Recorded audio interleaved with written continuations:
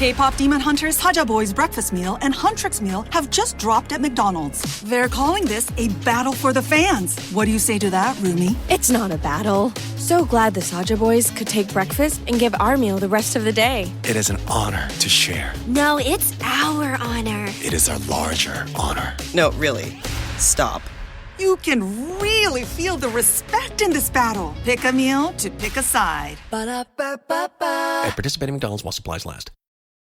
Hey, this is Andy Hill from the Marriage, Kids, and Money podcast, and when I'm not singing Disney karaoke songs with my kids at home, I'm stacking Benjamins.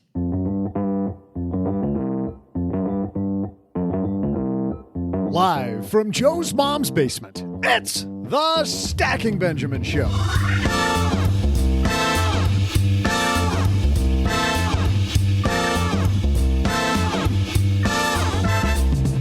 I'm Joe's mom's neighbor, Doug, and this week we begin the celebration of Black History Month.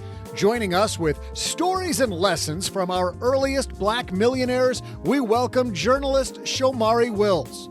Plus, we're all MTV fans here, and Mike the Situation Sorrentino from MTV's Jersey Shore is probably someone you've been wondering about. What happened to that guy?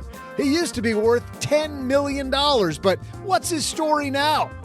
As the Situation's #1 fan and stalker, I can't wait to hear all about it. Plus, what exactly happens to your life insurance when your providing company gets sold? Does your coverage change? And finally, we'll toss out the Haven Lifeline to Julie, who wants to have more money conversations with her husband. What's the best way to start having these conversations? And I'll keep you guessing with my tax-related trivia. And now, two guys who've been trying to have a basement-themed show on MTV for decades. It's Joe and O-J-J-J-J-G.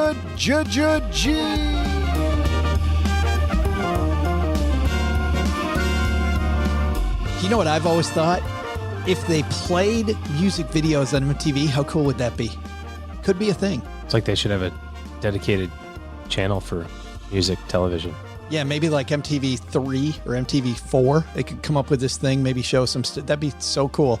Hey, everybody. Welcome to the future. I'm Joe Saul-Sehy, Average Joe Money on Twitter, and I think we're going to go back today, OG, hopefully to some normal programming. Believe it or not, not going to talk about AMC, not going to talk about GameStop, not going to talk about shorting stocks.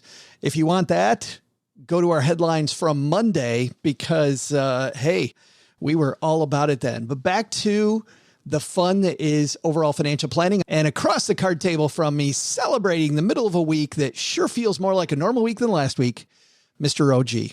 I can't believe it's already February. I know. February 3rd, too.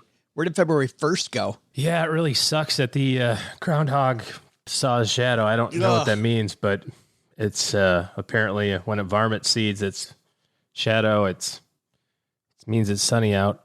So that's sucky. I think they want us to know it's sucky. So, oh well. Probably he's wearing sunglasses or something.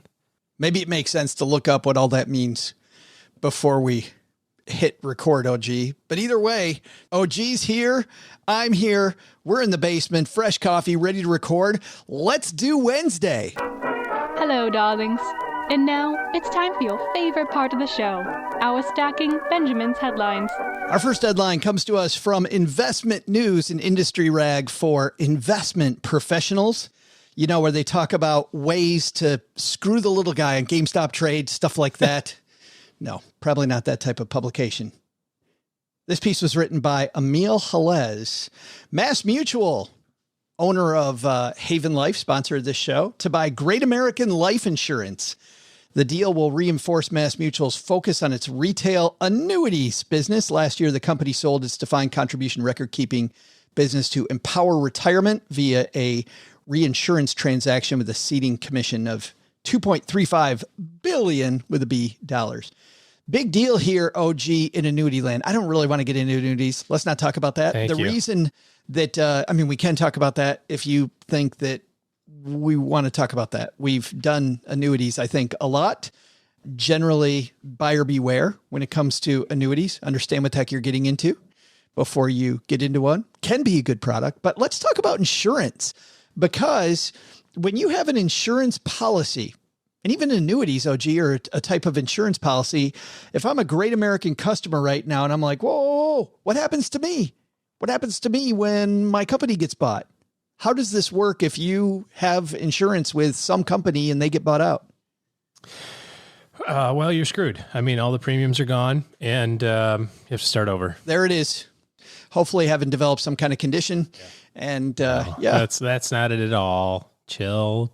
Probably not true. No, it's a part of that transition, part of that acquisition is the new company is going to assume all of the contracts that the old company had, and they're not going to be eligible to make changes to those.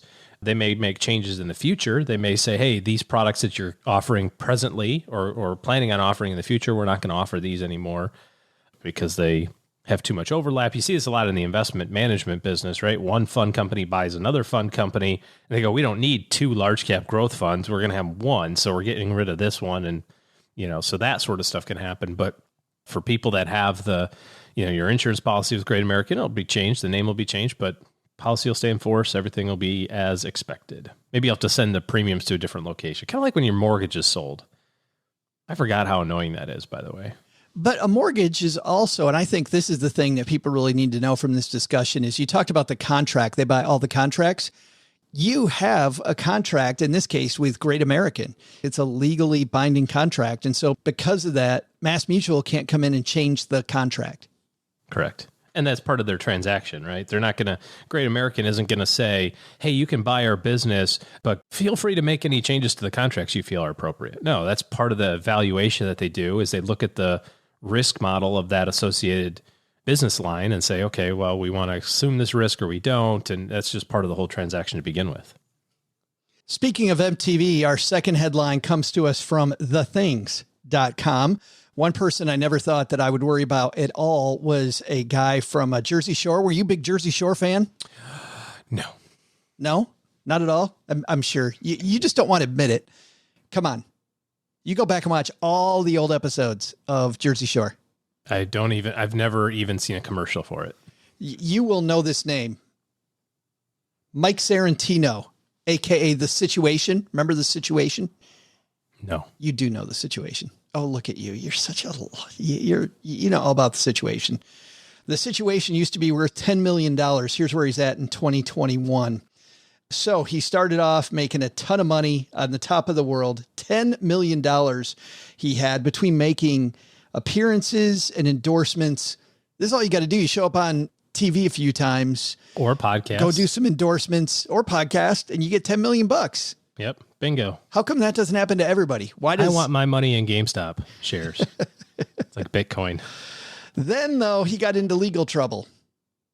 He failed to pay taxes, OG, on 9 million of the 10 million.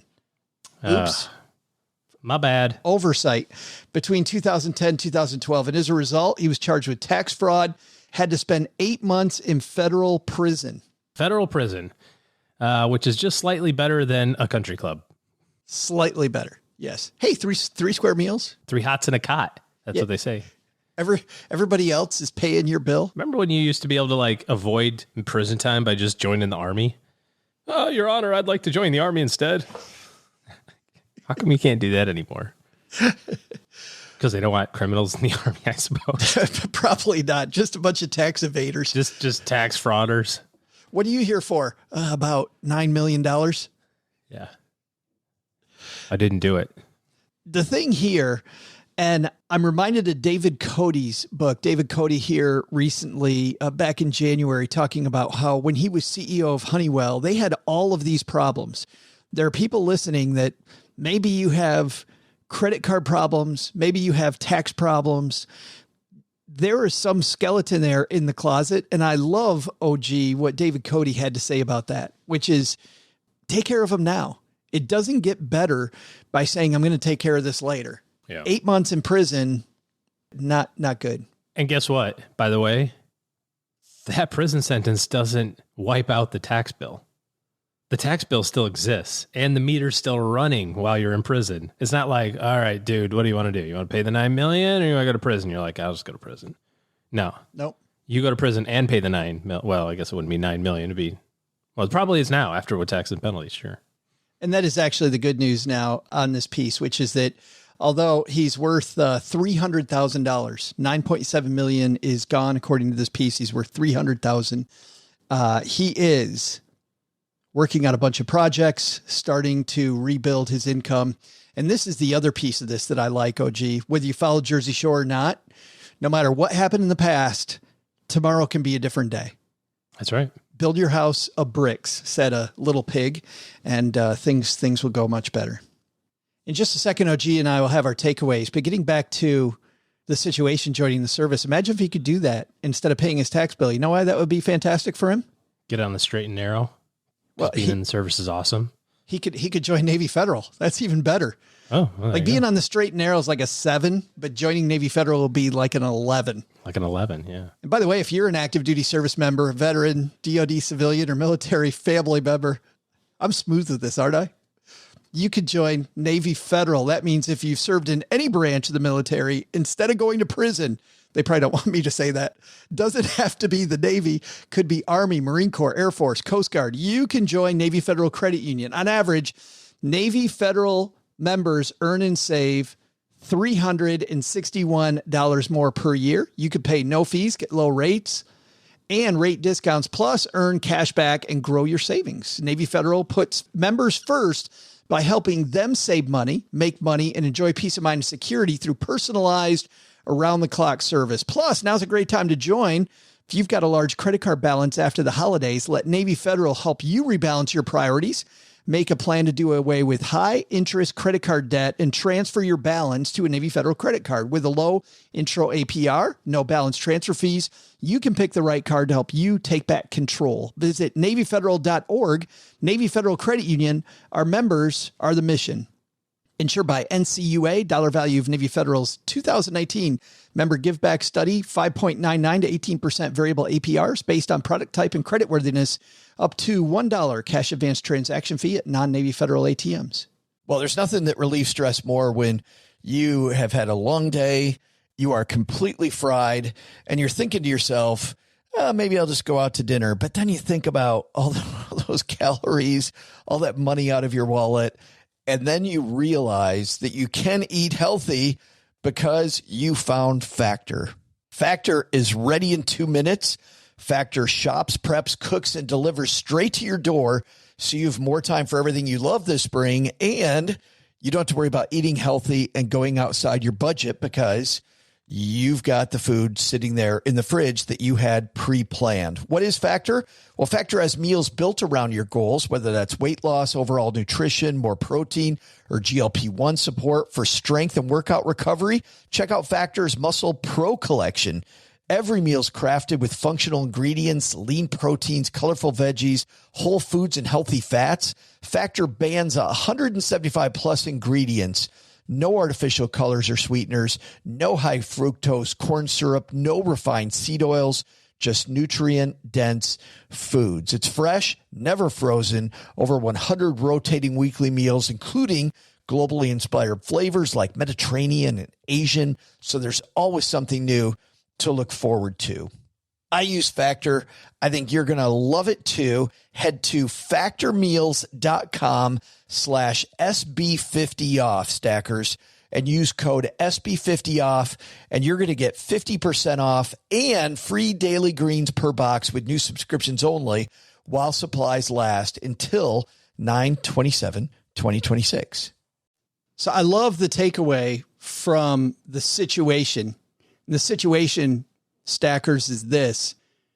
Don't worry about what happened yesterday.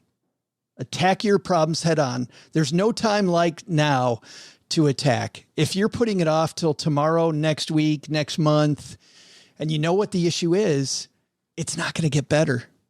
No. It gets better by taking care of it now. It's going to cost you less, not just in terms of money. It's going to cost you a hell of a lot less money, but it's also going to cost you less brain power, less aggravation, stress, anxiety. It's going to make everything better as you go. Yep. If you've got to do something, there's 2 types of pain in life, slow pain and fast pain. Get it over with. Rip the Band-Aid.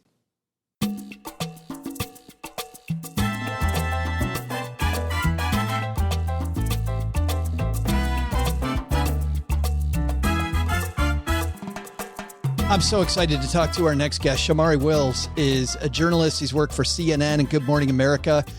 He's contributed to New York Carib News and the Columbia Journalism Review. He wrote this book, OG, called Black Fortunes, about ex-slaves and other first-generation Black Americans. The research he must have done to dig into these stories of fortunes made, of fortunes lost. A lot of fantastic lessons here. Let's say hello to Shomari Wills and talk about Black Fortunes. And on my dad's shortwave radio, Shomari Wills joins us. How are you?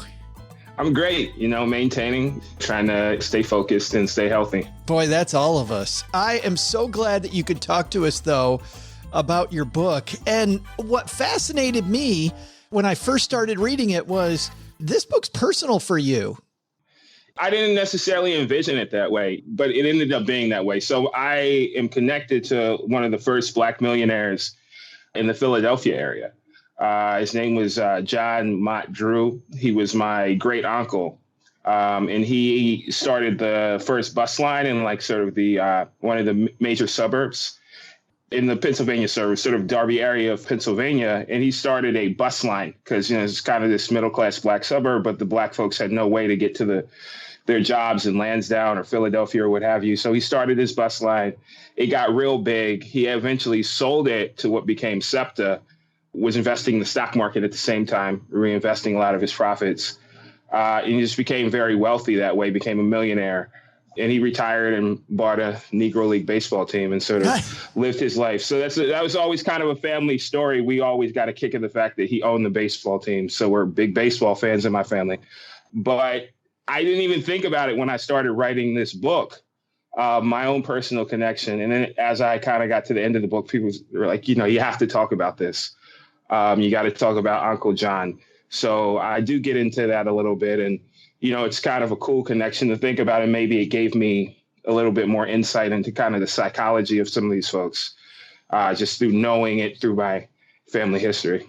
His story of building a business, how many of the people that you profile in the book, was it a business that really made them money versus, your Uncle John went into the stock market then? He was basically a guy that had a business and reinvested his profits into the stock market. Most of them, it was more, sort of building a business empire, and there was some investment there as well. It was kind of a mix of both for most of them. So I'll give you an example. You had Mary Ellen Pleasant, who was this woman. She was a free Black woman during the slave period who went to San Francisco during the gold rush. She was from New England. And, she started out with these little kind of money lending businesses and laundries, because there were no laundromats in San Francisco at the beginning of the gold rush. And she kind of reinvested that money. She got involved with this guy called Thomas Bell, who was called, the Silver King. He was big into investing in silver, trading silver. He was just known as kind of the Silver King of the West. And she got involved with him and invested a lot of her money in silver and in other commodities. And that was kind of what took her from being sort of a local business magnate with all these laundromats and all these different local services that she got into, loan sharking or local lending. She was able to sort of take her business profits and amplify them through investing. This was in commodities, not necessarily stocks, but, same idea. Let's start with her story since we're talking about her, because her time in New England, I find fascinating. You start off with Frederick Douglass is in town. And I believe, does the story start off with he didn't expect to give a speech, or it was one of his early speeches that he gave? He kind of got pushed on the stage. Yeah, I love that. We know Frederick Douglass as sort of this great orator and, great writer, one of the greatest American writers, in my opinion. But this is a guy that had tremendous stage fright at the beginning of his life. And so he gave this speech in Nantucket, where Mary Ellen Pleasant lived. And, he kind of got, surprised in being asked to do this speech at this big abolitionist convention. I mean, and by the end of it, the place just erupts, and this speech is one of the things that kind of launched Frederick Douglass. At the same time, Mary Ellen Pleasant was a young girl or a young woman, about 18 or 19 years old, in Nantucket, And, shortly after, she kind of leaves Nantucket, goes to Boston, and gets involved in the abolitionist movement herself. So she happened to be in Nantucket, which was a real hotbed of abolition. Yeah, I wanted to ask you, if you don't mind, specifically about Nantucket, because you make a point of going into whaling. And really, if there was one, and I don't want to overdo this too much, but you really make a point that whaling was kind of an equalizer for people, regardless of your race.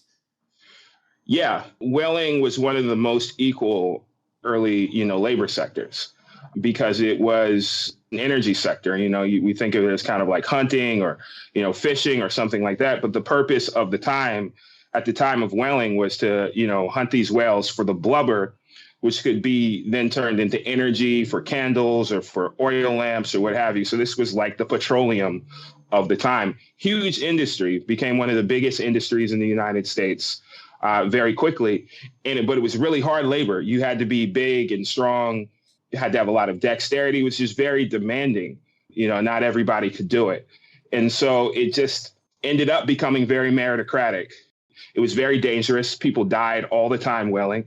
We've all read Moby Dick, and we know just how, harrowing that pursuit can be. So it was a very hard, very dangerous job. But because of that, there was a tremendous demand for people that had the strength and skill to do it. And they had this kind of unique profit sharing model that allowed people to get a pretty good chunk of the proceeds from whaling. So the way a whaling ship worked usually is that the people that manned the ship almost had shares. So when they brought in the whale, everybody would get a certain percentage of the profits. So it ended up being this quasi-lucrative job that Black people were able to, gain entry into because it was very meritocratic. There was you could either pull in the whale or not. You were either going to fall overboard or not. So it just became this beacon of good jobs for Black people during the slave period. And it would be, Nantucket was unique in that way, in that you had these little Black communities in Nantucket where people were doing really well, that they had homes, they had businesses, their children were educated during the slave period, so it was sort of a very unique place because of whaling. Yeah. And it's funny because as I'm reading your words, I was thinking, wow, this place really seems enlightened. And yet there was a clear distinction between the Black side of town and the white side of town. So it wasn't all rosy for Black people, even in Nantucket. Yeah, it was definitely segregated, so there was a Black enclave where all the Black folks lived. And it was actually behind a fence, if you can believe it. Otherwise, it was kind of interesting because otherwise, it was a very enlightened place in terms of, supporting abolition of slavery. That people were very tolerant there, but you did still have segregation there. That was kind of a strange piece of, how they kept everything together. Yeah. Back to Mary Ann Pleasant. She was very smart, you write, but she was not allowed to go to school. Why was that?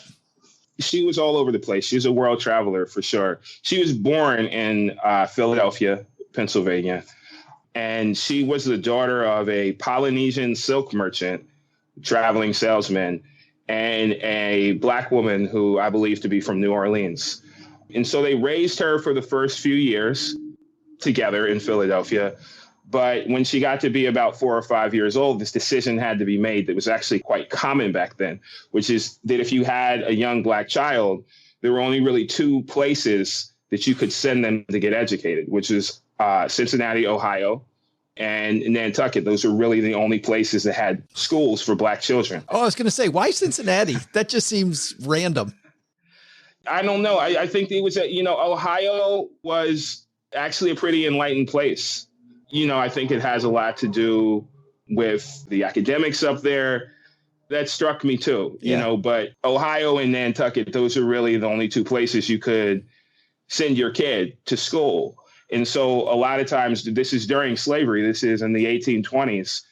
If you had people that had kids that they wanted to get educated, because there were no schools for Black children in Philadelphia at the time, you had to make a decision to either send the kid to Ohio or send the kid to Nantucket. Another one of my characters in the book, Bob Church, one of the inflection points in his life is that his mother was a Black slave and his dad was sort of a white ship captain, and the mother, had a terminal illness, and she made the father promise that he would send Bob to school in Ohio when she died, and he didn't do it. He kind of re-enslaved him.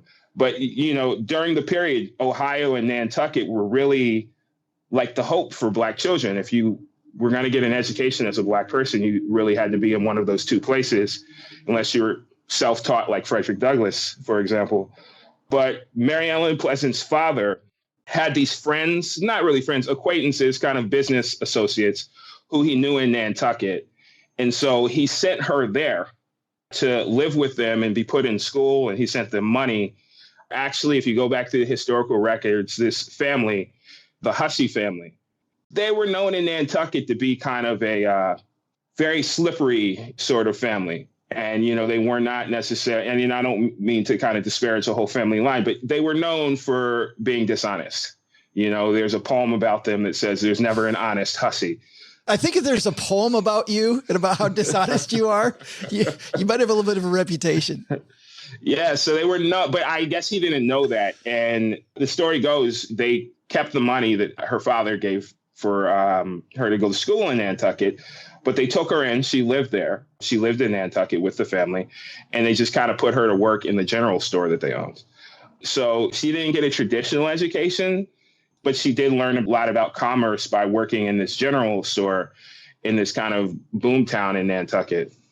You talk about many of these people got wealthy and some of the real hardship they faced and the uphill battles they faced getting to where they were. You start off with this right in the introduction with the story of William Alexander Leesdorf. Do you mind sharing a little bit of that story? Because I think this is really indicative of a lot of what these early Black fortunes got built and then really got ripped off. So, yeah, William Leidesdorf, he's an interesting guy. He's in Louisiana, in New Orleans, during the antebellum period, during slavery. He was a free Black man. He was the son of a white merchant and a Black woman from the Caribbean. He moved to New Orleans from the Caribbean as a young man and sort of built a business career there, just involved with mercantilism and trade. And, he did very well for himself. And one thing that he had going for him is that he is very racially ambiguous in his appearance. He's fair skinned. He had curly hair. Like if you see pictures of him, he has curly red hair, but he has kind of very fair complexion. And this is New Orleans, which was kind of a polyglot at the time. Everybody's there, people from the Arab world, Europe, Spain, everywhere. Everybody's in New Orleans at the time. So I don't think anybody would have really blinked twice to kind of see this white looking guy with curly hair. And he got engaged to a sort of an aristocrat, this aristocratic white woman. And, she came from this very well-to-do family. And he ended up confessing to her that he was Black. The engagement was broken off by her family. The story goes, she actually died of heartbreak because of that. And he ends up leaving New Orleans and he goes to California and he starts a trading business. His big ticket item was he was one of the big coffee traders in the West Coast at the time. And he also builds a relationship with the Mexican government. He becomes sort of an ambassador of sorts, and they give him a bunch of land as sort of a gift. And the land encompasses almost all of modern day Sacramento and a lot of San Francisco. So he owned all of this land, so we all know, America eventually annexes California. And so all this Mexican land he has becomes American land. And at Sutter's Mill, they end up discovering gold. And his land is just filled with potential gold mines. So he has one of the most valuable pieces of land, and he becomes a millionaire instantly on top of all of his sort of businesses and trade. Anyway, he ends up passing away in his sleep, unfortunately, right after gold is discovered in California. And his mother is sort of an illiterate house servant in the Caribbean, and sort of an unscrupulous businessman travels to find his mother. And she says, hey, I'll give you some amount. I think it's basically the equivalent of about $50,000. I'll give you $50,000 for your son's land, and she signs it. Which to her seems like a ton of money. Yeah, I mean, it still happens today, that people just get offered, it seems like not enough money for some asset they have, and then you find out it's worth so much more. This is what happened to her. And so his family eventually realizes what happens, and they try to sue.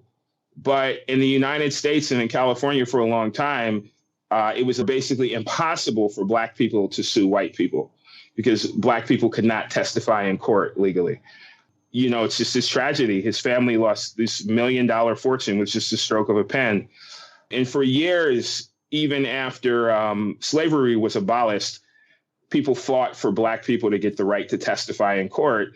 And this was one of the stories that people kind of would pass around, as this thing that happened because African Americans could not testify in court.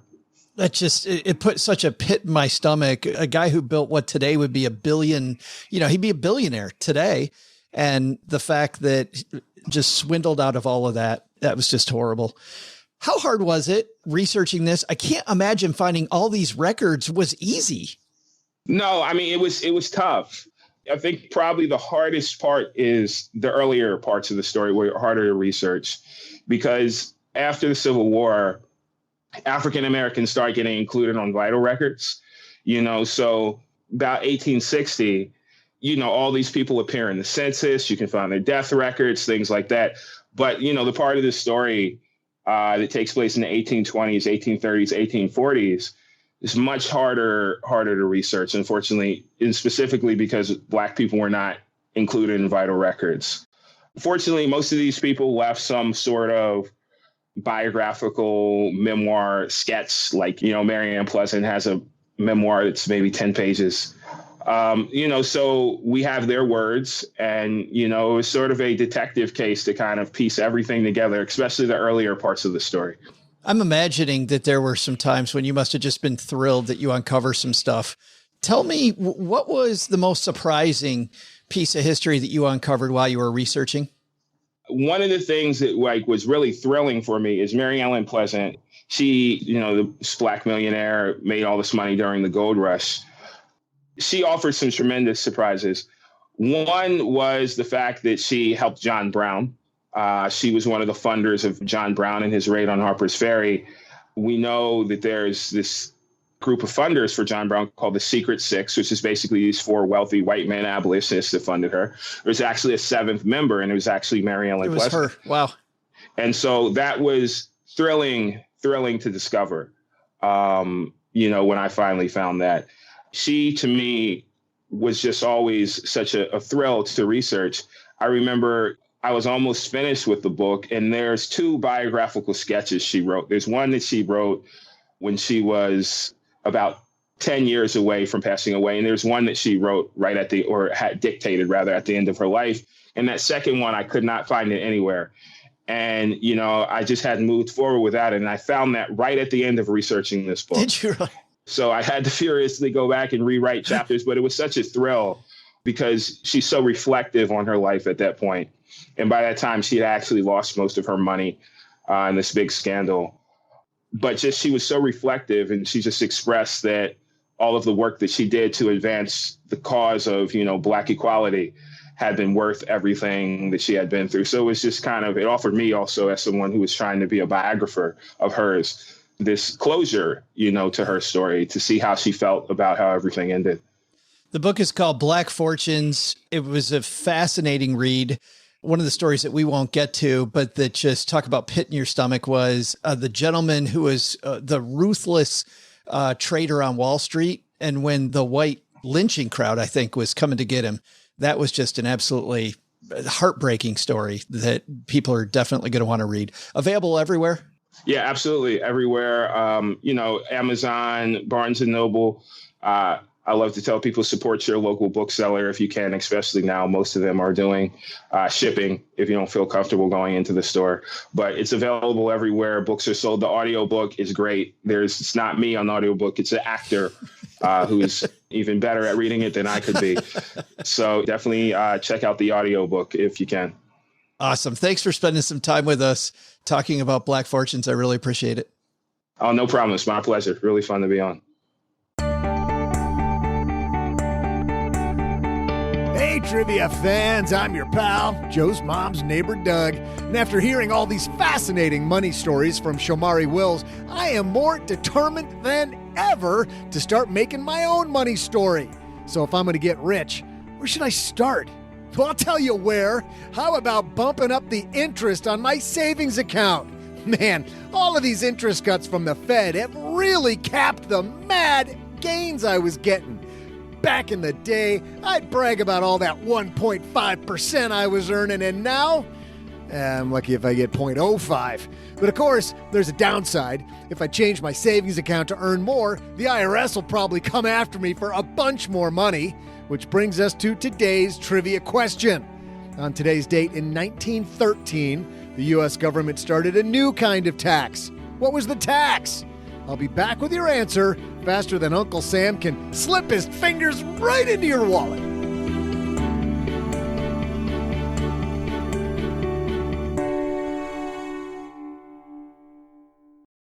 Well, running a small business, as you may know, like I do, it is super fun, but it can also be very tough. And when it's time to get a loan, it can feel impossible to find the lender that you actually trust. Big banks say no. The internet?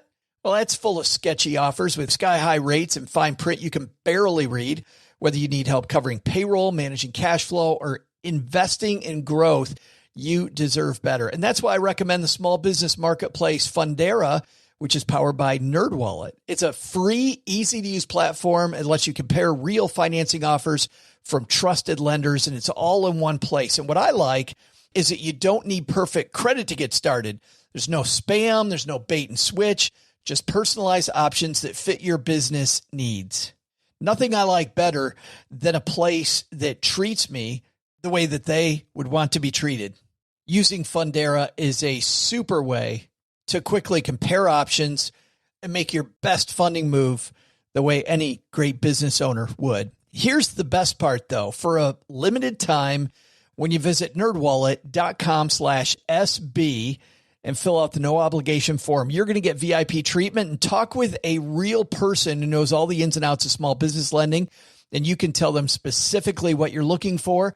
They can tell you specifically which options you should probably consider most. Don't risk your business on unreliable lenders. Go to nerdwallet.com/SB to learn more and find the funding you deserve. Fundera Inc., NMLS ID number 1240038. I had a breakfast mentoring meeting yesterday with a young woman who was just amazing. She is graduating from college with a degree in wealth management, and she reached out hoping for some pointers. And listen, if somebody's in Texarkana and wants to go into this beautiful field of personal finance and helping people get their money together, that is incredible. But even more incredible is how she reached out, how she was trying to network.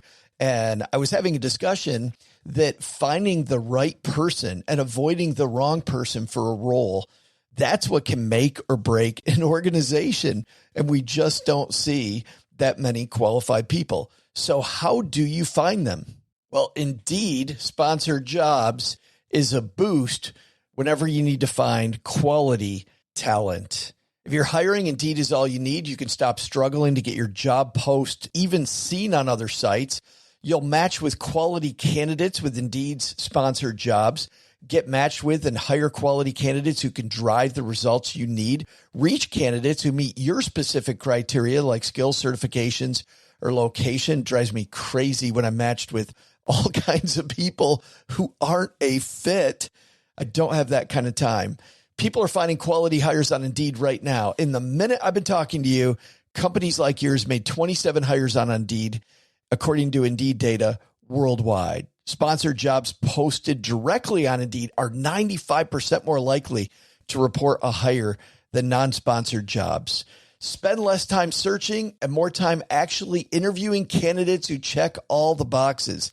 Less stress, less time, more results. When you need the right person to cut through the chaos, this is a job for Indeed sponsored job. And here's what's cool, stackers.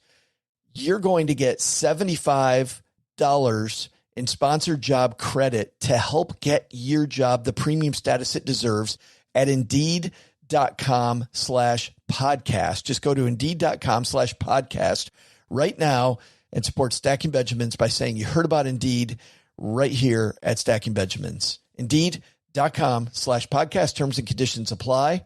Hiring, do it the right way with Indeed.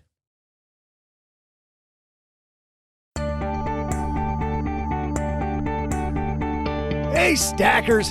I'm your pal, neighbor Doug, and I'm back with my newest scheme. My newest idea. I mean, it's an idea. It's not a scheme. There's nothing schemey. It's all above board. So it's an idea to make you loads of sweet, sweet cheddar. So get this. Right now, my bank, the First Bank of Texarkana, is offering a lousy 0.05% interest on my savings. But get this. I found this other bank across town, Bill's Bank and Car Wash. Mostly Bill's Bank, but, he does a little car wash thing on the side. That dude's offering a 0.65% interest rate. Do you smell that? Do you smell it? That is called free moolah. I asked Bill how he does it, and he said if you strip off that FDIC insurance they attach and just take a few bucks out of the people's account who don't really pay attention that much, they can bump everything up big time for the rest of us. Sounds like a solid business plan to me, Bill. Now all I got to do is go down to the car wash and open up a new account. And the teller will also wash the El Camino for me. Bill says this interest rate arbitrage is like taking candy from old people. I think he's got the analogy wrong. It's taking candy from a baby, Bill, but what do I know?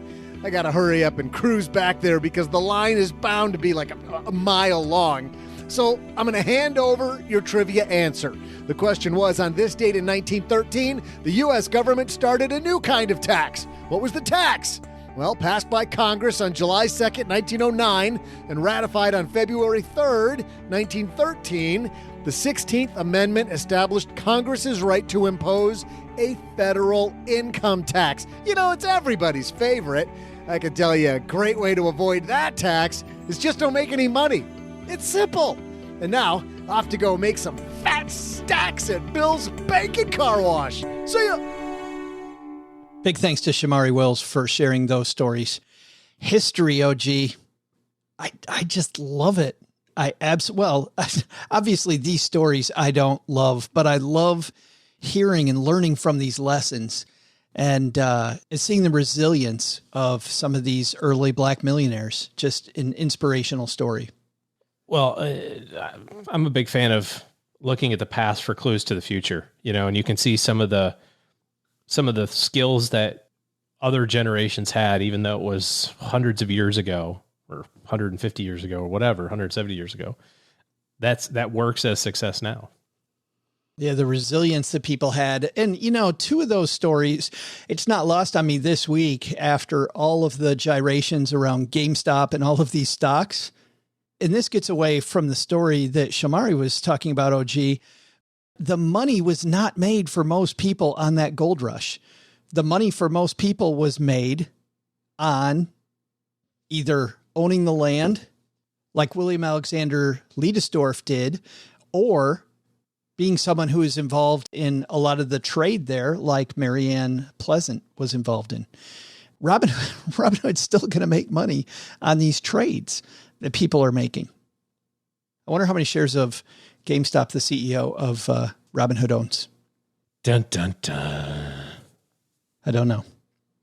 Hey, let's throw out the Haven Lifeline and tackle some of life's most important questions. Our friends at Haven Life Insurance Agency, they put what you value first. Bitcoin, obviously. We're on to that now. New thing, new topic. Yes. Or is it Dogecoin now? I don't know. Something. Can't keep track of it, dude. Some crypto.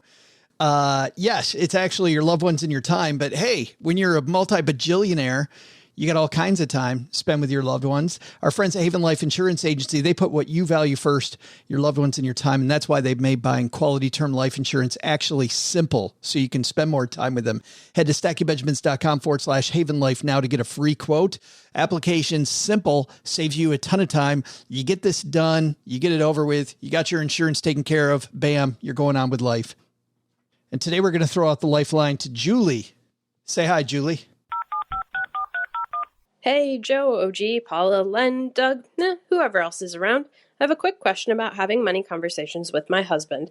I'm 29, he's 28. We have about 70,000 in various assets, 24,000 in debts, which makes a net worth of 46,000. Combined, we make about 60 to 65,000 per year, depending on overtime. So from a numbers standpoint, I think we're doing fine. But when he asks me if he can spend money, I typically say, no, we're poor. You can't spend that. We have a goal of $2 million by retirement, and we want to buy a house sooner than later, and I'm going to need a new car in the next couple of years. But other than that, we don't really have any clear goals. How would you talk to a spouse about spending to keep on track when you don't have clear goals set? Am I being too stingy because we don't have goals, and I just don't like spending? Anyways, I really appreciate your time and anything that you would say to him or to me. Love the show. Bye. Hey, Julie, first of all, congratulations on, you say you don't have clear goals, but man, OG, for somebody as young as Julie is, hearing already the goals that she has and how adamant she is about reaching those is fantastic.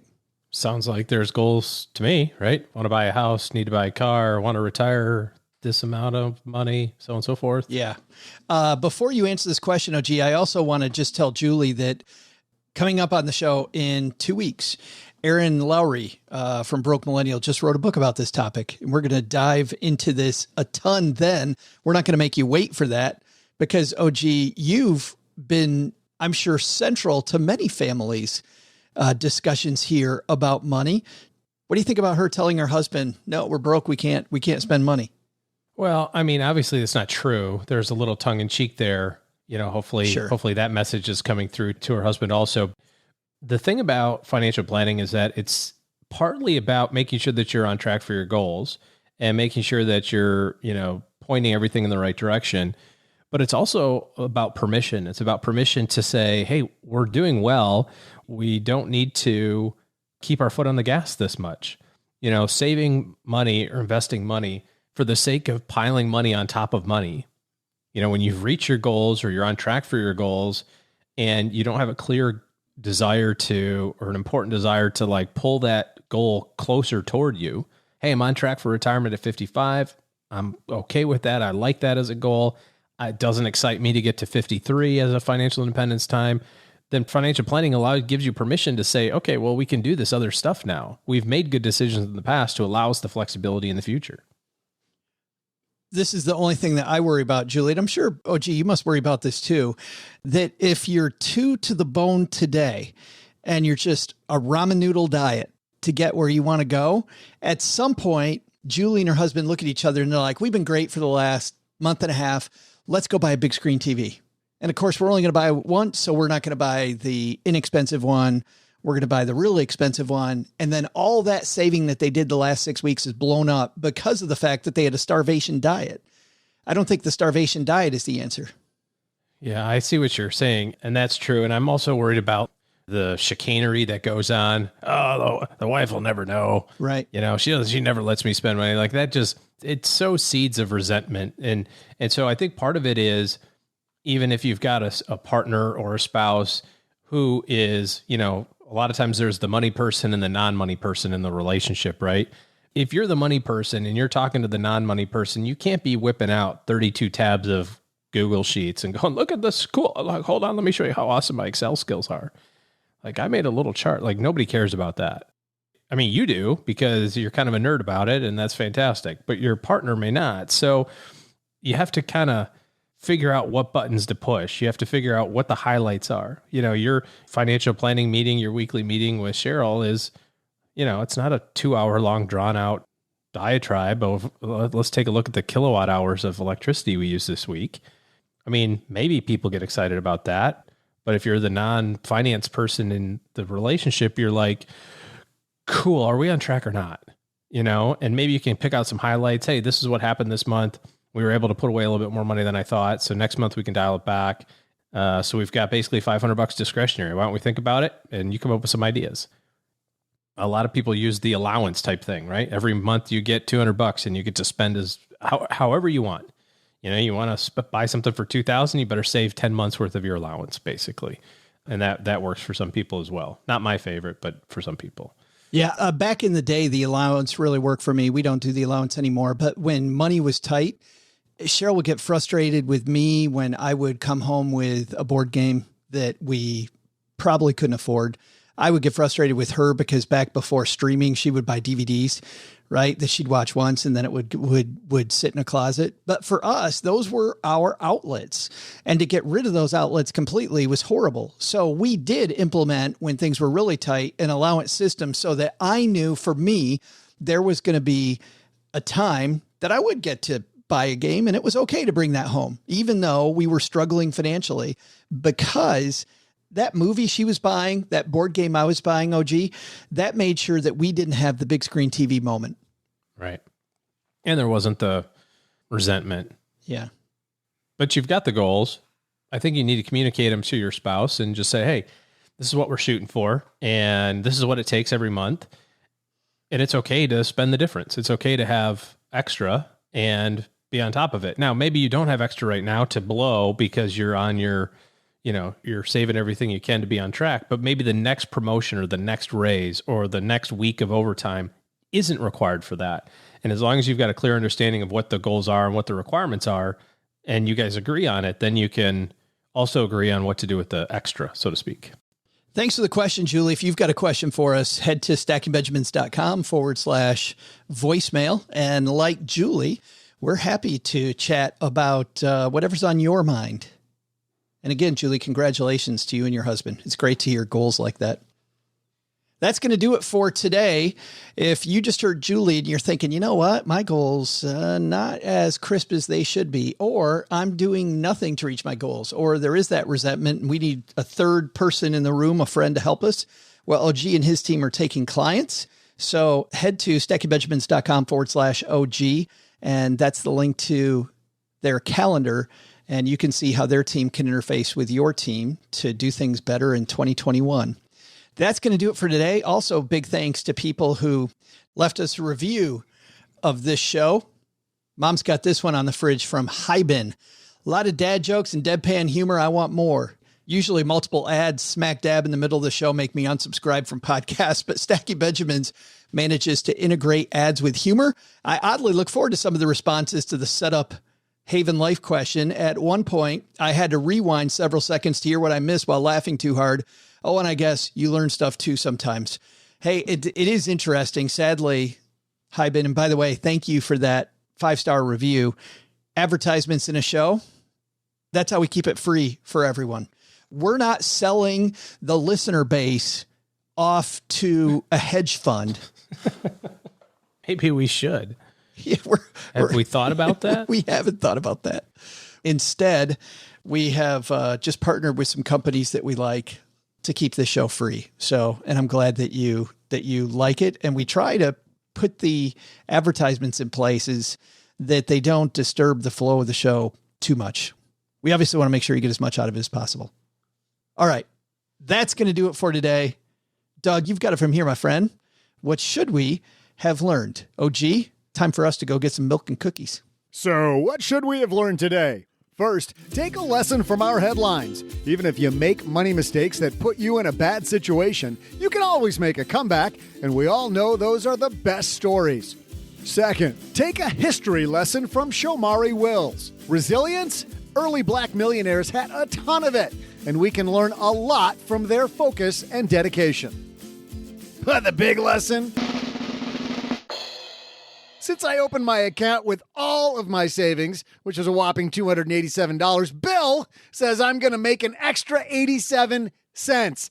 87 cents! Now, I totally get it. This is why all the people in those FIRE groups online love spending their time on arbitraging savings. This is way more lucrative than spending time with my family or friends. I mean, those people, they're just hangers-on. Can you imagine how much that sweet little 87 cents is going to be worth like 60 years from now?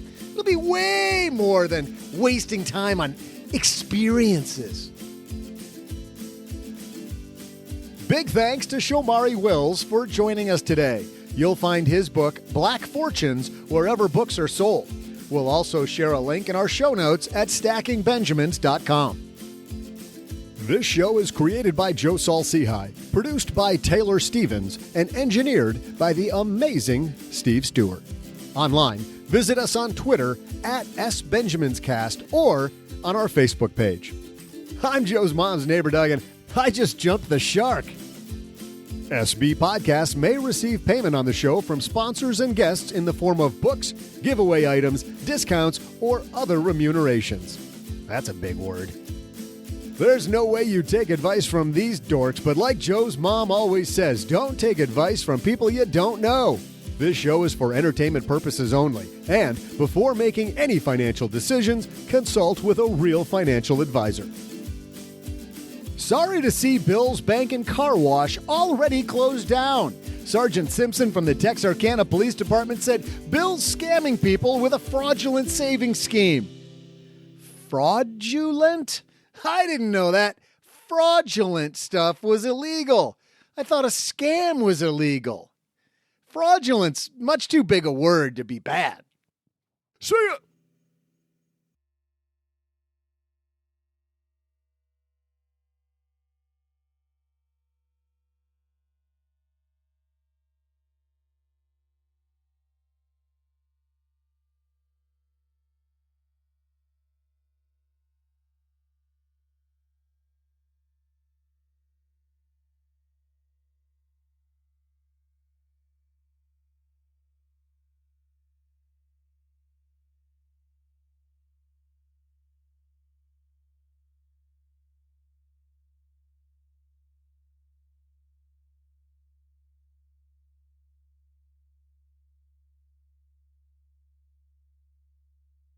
I like how milk and cookies is code name for scotch. That's a good idea. I'm gonna start saying that. I like that. Hey, if you haven't watched Billions on Showtime, with all of the stuff that's going on here in the last couple of weeks with the hedge funds and that sort of thing, I happen to like Billions and also kind of sort of like Axe, who's the main character in it. You know, they had to pause the 5th season during COVID, so I suspect they're going to catch back up again. But it's a pretty well-written show. Might be worth it. Let's listen to the trailer from season 5, the season you're talking about.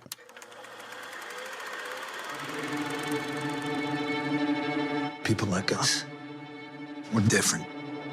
We need power. We need to feel alive. Maybe even to be alive. The world's changing, and you are right in the center of it. Mike Prince is in a battle with Bobby Axelrod. I know how to work this. Buckle up. They see the whole thing from a whole other dimension. People like us must destroy people like him. Axe is using you as a pawn. I don't like this game. It's not a game. I will tear you apart. You still don't know how all the pieces go together. It's a triple cross. I told you never to come to my place of work. Damian Lewis, Paul Giamatti. It's really well written. What could be better? You've got law enforcement, egos, tons of money. Yeah. If you haven't watched it yet, it's worth the $11 a month subscription to Showtime. You can probably burn through 5 seasons before spring. Juliana Margulies. Is that her name? Juliana? Joanna Margulies? No, I don't think she's in it. Yes, she is. I just saw her. Oh. The woman from The Good Wife? Yeah. Like a bit role. It's like 11 seconds of a scene. Really? Because she's all over these previews. So maybe she's gonna appear in the second half one. Whatever. Who cares? That's not the storyline. I love The Good Wife. I thought The Good Wife is excellent. Some good TV there. By the way, I finished Tehran. On the edge of your seat the entire time, you said? Till the very last second of the show. And it was satisfying and unsatisfying at the same time at the end. It made me go, oh, let's get season 2. But they definitely did a good job of wrapping up season 1. And if for some reason it doesn't come back, very satisfying enough ending. Like, I think they ended it perfectly. So, yeah. Billions, Tehran. I got to go finish Killing Eve now. And then season 5 of Peaky Blinders. Coolio. All right, I want to go get some milk and cookies. More milk and cookies.